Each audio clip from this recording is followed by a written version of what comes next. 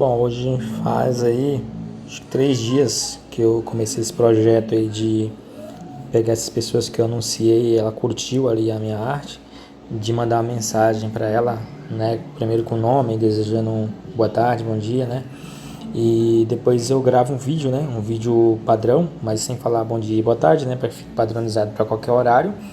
Falando ali, né? Agradecendo a pessoa por ter curtido minha arte ali, falando que eu sou tatuador e que tem outros trabalhos lá no meu perfil, se ela quiser dar uma olhada. Né? Esse primeiro momento eu não tentei vender nada, né? A ideia mesmo é só criar meio que um vínculo com a pessoa, né? Para ela ver ali, já pegar meio que um vínculo ali, vai no meu perfil, segue. Ó, já deu bastante certo, assim, né? Nesse período aí. Já faz mais ou menos aí uns.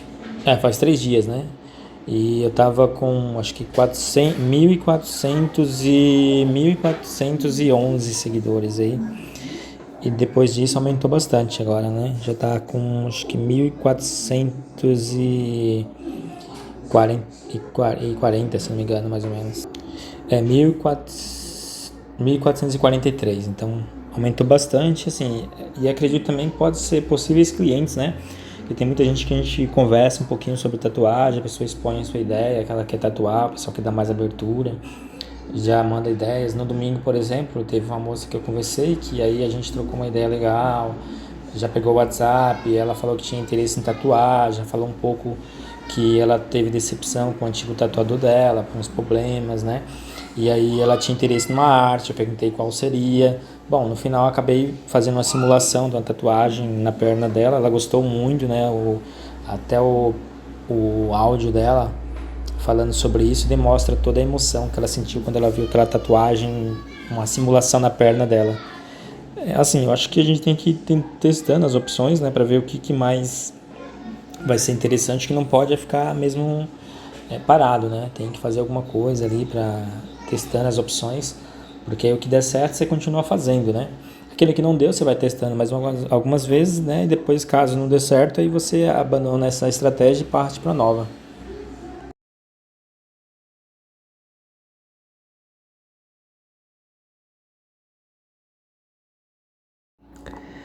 Então, paradigmas é isso. Às vezes a gente se apega a padrões e não sabe por que aquilo funciona daquela forma. Tem uma um conto aí sobre uma receita de família que foi passada de pai para filho, de bisavó, trisavó, aí vai. E o que acontece? Tipo, os ancestrais deles faziam peixe, né? E tinham por mania de cortar a cabeça do peixe, né? E ou dividir em alguns pedaços e colocar na bandeja e colocar para assar. Bom, isso virou tradição, né? Todo mundo fazia isso. Passou de pai para filho. Todo mundo aprendia dessa forma e fazia dessa forma. Ninguém questionava por que cortava o peixe ali, né? Até que um dia um dessas pessoas questionou o pai e a mãe, né? Que tava, quer dizer, a avó e a mãe. Por que era feito o peixe daquela forma? E o que acontece? Ela falou que não sabia por quê, né? Mas que era uma tradição de família. Bom, ela resolveu pesquisar a fundo, né? Tentar ver com outras pessoas mais velhas, por que faziam aquilo. Bom, e aí acabou descobrindo que ela fazia aquilo de cortar o peixe porque ela tinha uma bandeja muito pequena e não cabia. Por isso que cortava. Que isso não significava nada, na verdade era somente por isso. Ou seja, as pessoas agora tinham uma bandeja maior que caberia o peixe inteiro e que poderia ser inteiro, não ter esse trabalho de cortar ele, né? Então a prática ali era simplesmente uma perca de tempo, né? Um tempo a mais, né? E que talvez não mudasse nada, né? Mas que as pessoas praticavam, né? Isso também se aplica a tudo que a gente faz, né? Você pega um paradigma que não questiona por que funciona daquela forma, lógico, não vai sair mudando tudo, mas primeiro você tem que entender por que aquilo é daquela forma. Aí sim você parte para um outro processo, né? De mudar alguma coisa. Até porque também, assim, eu sou da seguinte opinião que para mudar alguma coisa, primeiro você tem que saber por que é daquela forma. Por que funciona daquele jeito? Por que tem que ser daquele jeito? Para depois você pensar em mudar. Porque às vezes você vai mudar alguma coisa e tem algo ali que tem que ter. E aí você vai, muda e não colocou aquilo. Então acaba dando errado, né? Se usa-se muito também o processo de criação de sistemas de empresas, né? Eu participei do processo de criação de sistemas, né? E uma das formas de você entender por que criar um sistema novo é entender por que aquele funciona daquela forma, por que tem aquilo ali, qual a necessidade. Às vezes não tem necessidade de ter aquilo, né? Foi porque foi mantido ali, né? E ninguém nunca mudou. Por isso que é importante isso.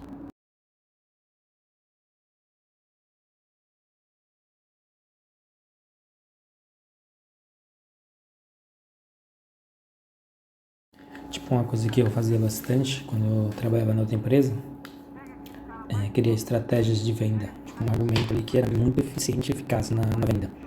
Tipo, o cliente que chegava, um exemplo, ele pagava em torno de 200, 300 reais no plano. O seu objetivo maior era vender quantidade de linhas de celular móvel. Então a estratégia era, tipo, o cliente às vezes tinha desconto no plano dele, então ele pagava 200. Esse plano dele, se ele fizesse qualquer outra coisa, ele ia aumentar para 250 reais, fica mais caro. Primeiro ponto, eu explicava isso pro cliente para ele poder entender. É meio que um susto ali, né? Quando você passa um valor maior do que ele estava previsto, do valor que ele estava planejando. Depois eu passo eu falo, não, mas eu tenho umas outras opções aqui, né? Para você atualizar e conseguir ter uma outra opção de maior desconto. Então eu vi um outro pacote ali, já contei para o ficaria mais ou menos o valor que ele já pagava ali, mais ou menos, né? A maioria dos clientes sempre aceitavam dessa forma. A segunda forma também é a questão do seguro, né? Como que eu fazia? Um aparelho em si, ele custa, sei lá, 3 mil. Então, o que acontece? Tinha um desconto do plano do cliente, o aparelho de 3 mil custaria em torno de 1.000, por exemplo. Tipo, já, ao invés de passar 1.000, eu passava um valor cliente de, sei lá, 1.300 reais, o valor do aparelho. Passava dessa forma, o seu plano vai sair por 1.300. Ok, deixava o cliente ali, quebra a cabeça com esse valor mesmo, não falava mais nada. E logo depois eu falava pra ele, ó, ou se ele já aceitou daquela forma, depois no final eu falava pra ele, ó, tem outra oferta bem legal. Você contratando um seguro que não tem fidelidade, você pode ficar um mês, né? Ou se quiser ficar mais tempo, mas é muito indicado porque a maior parte dos roubos, né, de celulares acontecem no primeiro mês, porque a pessoa expõe mais o celular, ela mexe mais, então o risco de quebra e de roubo é maior, né? Porque você acaba querendo mexer mais no aparelho. Então é interessante que você tenha um seguro, né? Aí pegando um gancho emocional, fazendo o cliente lembrar e pensar nesse aspecto para ser algo que funciona como intensificador na hora do cliente tomar a decisão. Bom, assim, todos os casos que eu fiz dessa forma, que eu iniciei o processo de venda, eu não me recordo de nenhum caso de um cliente que não tenha aceito dessa forma, né? Eu vi com outros vendedores, mas eu não sei como que eles iniciaram esse processo de venda. Às vezes o cliente falou ali que não tinha interesse, porque a forma como ele explicou não era muito boa. É isso também, assim, nesse período de supervisão de vendas aí, eu peguei muito caso, assim, né? O vendedor não tem um argumento válido e eficiente para fechar uma venda.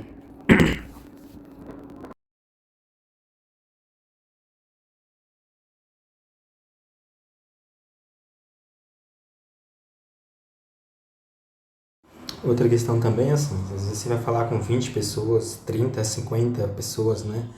E uma ou duas respondem, mas essas duas que respondem vão se tornar seus seguidores, talvez vão se tornar seus clientes, talvez vão indicar outras pessoas. Isso vai depender muito do seu atendimento, o que você está fazendo diferente para trazer essas pessoas, né, para você, né?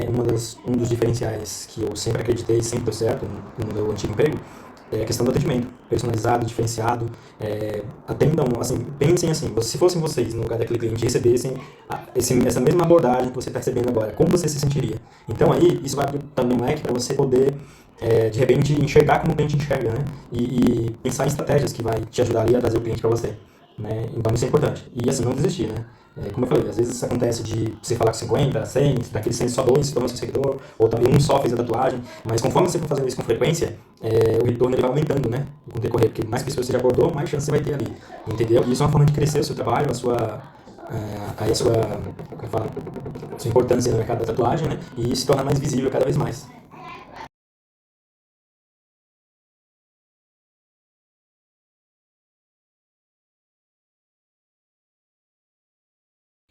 Estratégia de marketing também para atrair clientes, né? E seguidores também, e podendo ser possíveis clientes aí no futuro, né? Eu, quando faço uma promoção da minha arte, né? Várias pessoas curtem e aí o que eu faço? Eu pego essas pessoas, eu agradeço elas ou por mensagem, né? Por ter curtido a minha imagem, mando uma foto da tatuagem que ela curtiu, né? Lógico, se a pessoa der abertura, aí dá pra você ir falando mais coisas, né?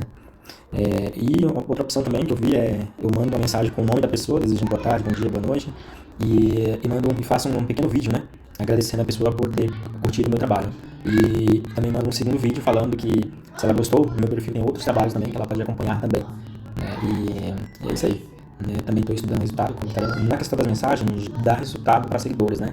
E até para tatuagem também. Já tive uma pessoa aí, ou duas, acho umas 3 pessoas que se interessaram em fazer tatuagem, né? E aí, cabe a gente ter bons argumentos, né, para trazer a pessoa para o estúdio para tatuar. Mas é uma boa estratégia para atrair clientes, para trazer clientes para o estúdio, né? A gente sabe que no início não é tão fácil, né? Então, quanto mais estratégias você tiver, melhor é para você entender o público, entender a mentalidade. Eu sempre gostei desse tipo de coisa, né? De testar ação e reação, né? Eu vou testando algumas coisas, vou ver se vai dando certo, né? Às vezes eu tento um determinado momento, depois eu tento de novo, depois eu tento mais uma vez, daí não deu certo, eu já vejo que realmente tem que partir para outro método, né? Mas também não é bom, às vezes, você testar uma estratégia, às vezes não deu certo, você já desistir de cara, né? Porque às vezes foi o momento que não deu certo, as pessoas que você abordou não deu certo, às vezes você abordando outras pessoas diferentes, em um momento diferente, um horário diferente, pode ser algum trabalho seu diferente, isso possa mudar. Então é bom você testar mais de 1 ou 2 ou 3 vezes, pelo menos, para poder ter realmente uma certeza que isso deu certo ou não deu certo. Tá? Então é mais uma dica aí para vocês poderem evoluir aí e atrair clientes aí por isso.